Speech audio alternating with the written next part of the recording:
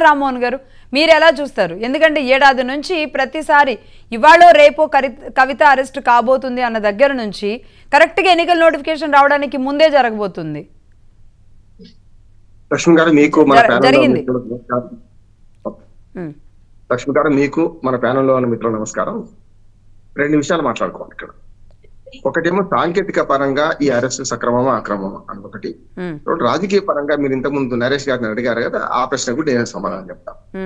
సాంకేతికంగా చూస్తే మన గతంలో పురాణాల్లో 2-3 కథలు ప్రచారంలో ఉన్నాయి. ఒకటేమో మనకు మార్కండేయుడు అర్ధాయుష్తో పుడితే తనను తీసుకుపోవడానికి యమధర్మరాజు వచ్చినప్పుడు శివలింగానికి అవగలించుకుంటాడు. అప్పుడు శివలింగం మీద పాశం వేస్తే అపచారం జరుగుతుందని యమధర్మరాజు ఆగుతారు, కానీ అర్ధాయుష్కుడు తీసుకుపోవాల్సి వస్తాడు. అట్లాగే శివలింగం మీద తేలు అనే ఒక సామెత కూడా మనకున్నది. గతంలో బీజేపీ నాయకుడు ఒక ఆయన మన మోడీ గారిని ఉద్దేశించి ఆర్ఎస్ఎస్ నాయకుడు మాట్లాడి, అంటే శివలింగం మీద తేలుంటే చెప్పుతో కొడితే అపరాధం అవుతుంది, చేయితో తీస్తే కొడుతుంది. ఈ సందిగ్ధంలో ఈడీ ఇన్ని రోజులు ఆగిందని నేను అనుకుంటున్నాను. ఎందుకంటే నేను న్యాయవాదిగా చెప్తున్నా 4-5 అంశాలు. మనకు నేరం చేసిన వారికి జెండర్ పరంగానో లేకపోతే వయసు పరంగానో పార్టీ పరంగానో రక్షణ ఏముండదు, కానీ కొన్ని సర్టెన్ రూల్స్ ఉన్నాయి. ఉదాహరణకు ఆడవాళ్ళను 6 తర్వాత అరెస్ట్ చేయొద్దు, సూర్యాస్తమయం తర్వాత అరెస్ట్ చేయొద్దు. అట్లాగే వాళ్ళని ప్రశ్నించేటప్పుడు మహిళా అధికారులు ఉండాలి, అరెస్ట్ చేసేటప్పుడు మహిళా అధికారులు ఉండాలి. అట్లాగే అరెస్ట్ చేయగానే వెంటనే ఎవరికైనా వైద్య పరీక్ష చేయించాలి. ఇట్లా కొన్ని సర్టెన్ రూల్స్ ఉన్నాయి. దానిలో నిన్న సాయంత్రం అరెస్ట్ చేయాల్సిన అవసరం ఏమొచ్చిందని ఈడీకి మొట్టమొదటి ప్రశ్న వస్తుంది. ఇప్పుడు శివలింగాన్ని ఇప్పటిదాకా నేను చెప్పిన ఏంటంటే, ఏదైతే ఉదాహరణ చెప్పినో ఆమె సుప్రీంకోర్టును ఆశ్రయించున్నది. శివలింగం అంటే సుప్రీంకోర్టు ఇక్కడ ఆశ్రయించున్నది. దాని మీద విచారణ జరుగుతుంది. నిన్న మొన్ననే వారు 19వ తారీఖు దాన్ని వాయిదా వేసింది. ఈ 4 రోజులు అరెస్ట్ చేయకుండా ఉండాల్సిన అవసరమే కదా.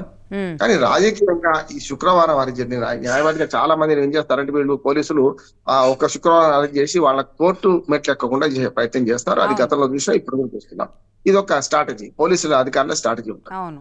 కానీ రేపు సమాధానం చెప్పుకోవాల్సింది పరమశివుడికి, మనకు యమధర్మరాజు లేకపోతే వీళ్ళు సమాధానం చెప్పుకున్నట్టే రేపు పొద్దున ఈ సుప్రీంకోర్టు అనే పరమశివుడికి ఈ ఈడీ సమాధానం చెప్పుకోవాల్సిన బాధ్యత రేపు వస్తుంది. ఎందుకంటే మేము 19వ తారీఖు వాయిదా వేస్తే ఎందుకు అరెస్ట్ చేశారు వాళ్ళు? ఎందుకంటే నళిని చిదంబరం కేసుల్లో, మమతా బెనర్జీ కేసుల్లో అన్ని కలిపి కట్టగట్టి చేస్తే సుప్రీంకోర్టు మిగతా జడ్జీల బెంచ్ని ప్రశ్నించింది కూడా. అన్ని కేసులు ఎట్లా కలుపుతారు, కవిత కేసు కవితదే కదా, వేరుగా చూడాలని చెప్పింది. కానీ దాన్ని చూడమని వేరు చేసింది కూడా. కనుక వేరు చేసే వాళ్ళ 2 రోజులు వాయిదా వేస్తే ఎందుకు ఓపిక పట్టకుండా చేసిండ్రు అనేది రాజకీయ పరమైన సమాధానం చెప్తాను నేను. రాజకీయ అంటే ఇక్కడ బీజేపీ బీఆర్ఎస్ ఒకటే అని మొన్న ఎన్నికల సమయం అంతా కూడా కాంగ్రెస్ చెప్పిందని ప్రజలు కూడా మేబీ నమ్మినట్టున్నారు.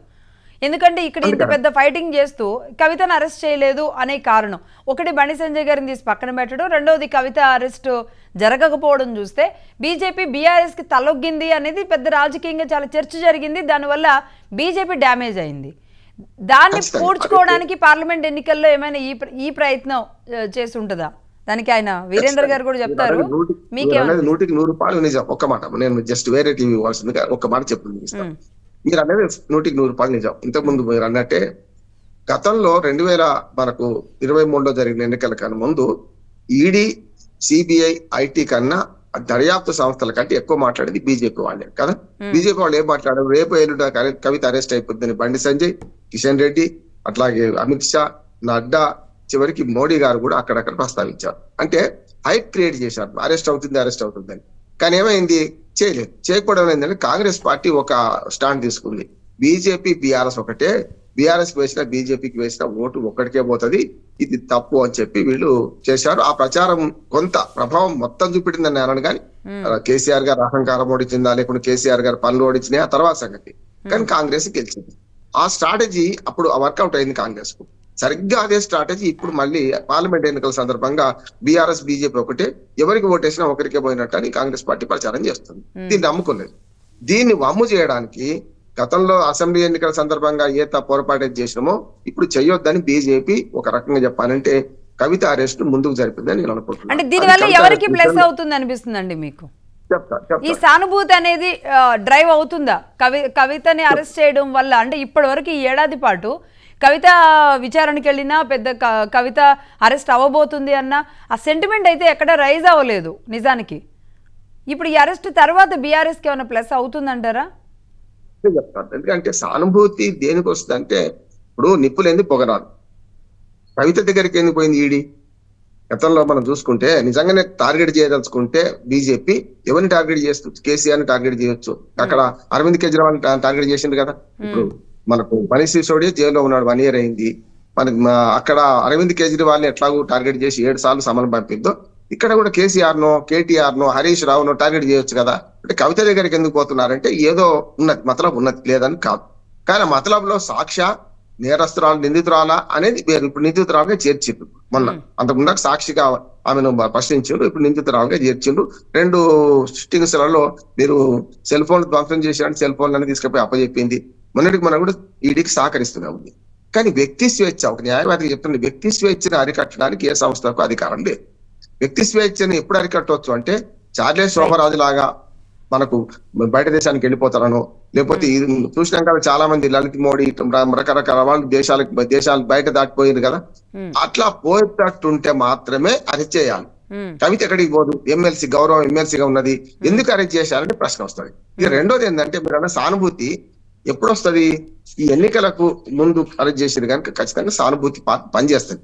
ఈ సానుభూతి పార్టీ పనిచేసి బీఆర్ఎస్ కు 2 సీట్లు ఎక్కువ వచ్చినా బీజేపీకి నష్టమేం లేదు, బీజేపీకి 2 సీట్లు ఎక్కువ వచ్చినా బీజేపీకి నష్టమేం లేదు. అందుకని బీజేపీ స్ట్రాటజీ ఏంటంటే, కాంగ్రెస్ ప్రధాన శత్రువు బీఆర్ఎస్ కైనా బీజేపీకైనా.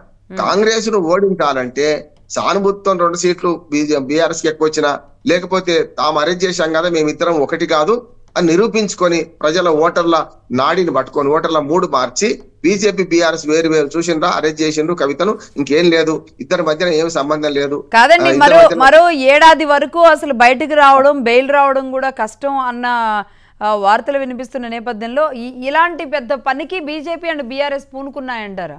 ఒక మహిళ బీఆర్ఎస్ పూనుకోదు ఇక్కడ. ఇప్పుడు బీజేపీ ఏంటంటే మొన్నటి అసెంబ్లీ ఎన్నికల్లో నష్టపోయింది కదా. బీఆర్ఎస్ బీజేపీ ఒక్కటి అంటే అటు బీఆర్ఎస్ నష్టపోయింది, ఇటు బీజేపీ నష్టపోయింది కదా.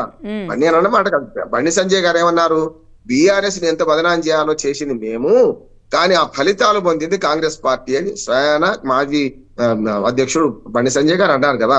కానీ ఇప్పుడు ఏంటంటే ఆ పొరపాటు చేస్తే ఇద్దరి మధ్యన దోనో లడేతో తీనో ఒక ఫాయిదా అవుతా అన్నట్టు మూడో పార్టీ గెలవబోతుంది కనుక కాంగ్రెస్ ను కార్నర్ చేయడానికి ఈ అరెస్ట్ బీజేపీ పూనుకున్నది, బీఆర్ఎస్ పూనుకోలేదని నేను అంటున్నాను. ఇప్పుడు బీజేపీ చేసిన స్ట్రాటజీలో రేపు పొద్దున సానుభూతి పెరిగి 2 సీట్లు మనకు పడిపోయే సీట్లు 9లో 9 రావని అర్థమవుతుంది మనకు బీఆర్ఎస్ కు. కనుక పడిపోయే సీట్లు 2 నిలబెట్టుకుంటుందా? లేదు. బీజేపీ గట్టిగా మొనగాడుగా పనిచేసింది, బ్రహ్మాండంగా కవితను అరెస్ట్ చేశారు, ఇప్పటికైనా చేశారో మంచి పని చేశారని బీజేపీకి సపోర్ట్ పెరిగింది అనుకోండి, కాంగ్రెస్ ను దెబ్బతీసే వ్యూహం ఇది అంటున్నాను. ఇవాళ బీఆర్ఎస్ కూడా నిరసనలకి, రాష్ట్ర వ్యాప్త నిరసనలకు పిలుపునిచ్చిన పరిస్థితి ఉంది. అంటే ఏంటి, రాష్ట్రంలో ఉన్న కాంగ్రెస్ మీద నిరసనలు ప్రభావం పడుతుందా, లేదంటే కేంద్రంలో ఉన్న బీజేపీ మీద పడుతుందా? అంటే ఈ నిరసనలన్నీ తాత్కాలికం. ఒక భూకంపం వచ్చినప్పుడు తర్వాత పొరలు ఒకటికొకటే పడిపోతుంటాయి. అట్లానే సరే ఏ పని చేయకపోతే బాగుండదు కదా. నేను హరీష్ రావు గారు కేటీఆర్ గారు వెళ్ళారు, మాట్లాడారు, వాళ్ళ మీద కూడా కేసు రిజిస్టర్ అయింది. అంటే అధికారిక విధులకు ఆటంకం పరిచినందుకు 353 353 సెక్షన్ ప్రకారం కేసు నమోదు చేసిండు. ఇతర సెక్షన్లు కూడా యాడ్ చేస్తారు. ఏదేమైనా సరే ప్రశ్నించడమే తప్ప ఎట్లా అవుతుంది? నిజంగా చెప్పానంటే అడ్వకేట్ అనుమతించాల్సి ఉండే నిన్న ఆమె అరెస్ట్ కన్నా ముందు. అట్లా అడ్వకేట్ అనుమతించలేదు, ఒక్కరిని ఒంటరిగా విచారణ చేసిండ్రు. తర్వాత ఏంటంటే ఎవరైనా ప్రశ్నించడానికి కుటుంబ సభ్యులకు తెలపాల్సి ఉండే, తెలిపినాం అంటున్నారు, తర్వాత వివరణించుకున్నారు ఈడీ. అధికారులు, మహిళా అధికారులు లోపల ఉన్నారా లేదా తర్వాత తెలిసింది. మనకి విమానాశ్రయంలో కనపడుతున్నారు, విమానాశ్రయంలో కనపడ్డారు, అంతకు ముందు లేరు. లోపల ఎక్కడ ఉన్నారు? కనపడ్డారు మహిళా అధికారులు, కేటీఆర్ తన వాదనలు కనిపెట్టేటప్పుడు కనపడ్డారు. అందుకని నేనేమంటున్నానమ్మా, ఇది సాంకేతిక అంశమేమో సుప్రీంకోర్టు చూసుకుంటుంది. మేము 19వ తేదీకి వాయిదా వేసినప్పుడు ఇంత ముందుగా ఈ 3 రోజుల ముందు ఎందుకు అరెస్ట్ చేశారని రేపు సుప్రీంకోర్టు మన చూసుకుంటది. దాంతో ఈడీ కూడా ఇప్పుడు ఏం చేస్తారు, రౌసేవీని కోర్టులో హాజరుపరిస్తే మనకు రిమాండ్ అప్పుడు కూడా వాదనలు జరుగుతాయి.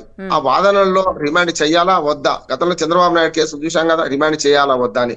బెయిల్ అంటారా, సంవత్సరాలు లభిస్తా, 52 రోజులు లభిస్తా నేను చెప్పలేను. ఎందుకంటే న్యాయవాదిగా మేము కేవలం వాదన వినిపించగలుగుతాం, నా క్లయింట్ నేరం చేయలేదని చెప్పి. కానీ బెయిలే అంతిమంగా పరిష్కారం కాదు, అంతిమ తీర్పు కాదు కదా. బెయిల్ రావడానికి 52 రోజులు, చంద్రబాబు నాయుడు గారు 52 రోజులు ఉంటారు అనుకున్నాం మనం. ఇదే అంతే. 1 year నుంచి మనీష్ సిసోడియా గారు జైల్లో ఉన్నారు, 1 year ఉంటారనుకున్నారా? కనుక ఏ కేసు ఆ కేసు. A1 కు బెయిల్ వచ్చి A3కో A4కో రాకపోవచ్చు, A47కు రాలే మనం చూసాం చంద్రబాబు నాయుడు ఆయనలో. కనుక ఎవరికి బెయిల్ వస్తుంది ఎవరికి రాదు అనేది కోర్టు నిర్ణయం చేస్తుంది. మొత్తం మీద ఏంటంటే ఈ రాజకీయ కోలాటంలో ఈ 3 పార్టీలు ఆడుతున్న నాటకం అని నేను అంటున్నాను. రైట్ బండారు గారు, థ్యాంక్ యూ అండి. థ్యాంక్ యూ బండారు శ్రీనివాస్ గారు, బండారు రామ్మోహన్ గారు, థ్యాంక్ యూ అండి. బీజేపీ